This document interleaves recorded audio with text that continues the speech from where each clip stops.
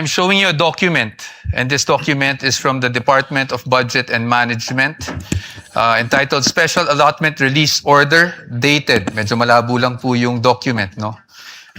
December 22, 2014. Makita niyo po yan?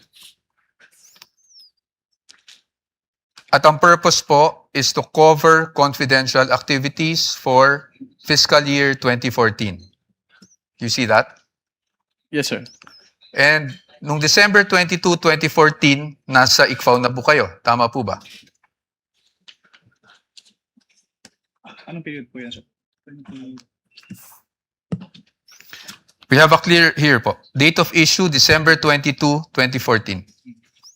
Yes po, nasa ikaw na po. Tama po ba? Mm. At hindi po si Vice President Sara Duterte ang Vice President ng mga panahon na yun. Tama po ba?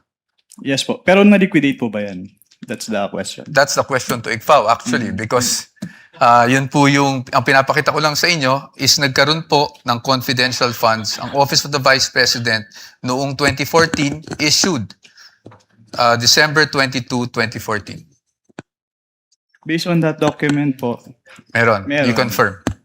But that's okay, no? Because maybe you were just not aware yesterday when you were asked the question. I just wanted to put that on record because marami na rin pong lumalabas sa social media na si Vice President Sara Duterte lang ang Vice President na nagkaroon ng confidential funds.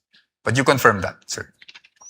Your Honors, just a manifestation, this has not been pre-marked. We just came upon this document yesterday after the statements were made.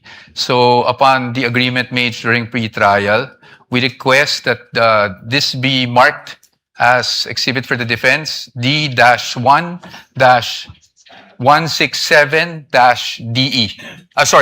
-OVP. Let it be so marked. Thank you, Your Honors. Provisional only, Your Honor. Yes, of course, subject to the objections of the prosecution when the time is Of course, appropriate. at the proper time. Thank you, Your Honor. And we will provide the prosecution with a copy as well. Kindly Moving do on- that after.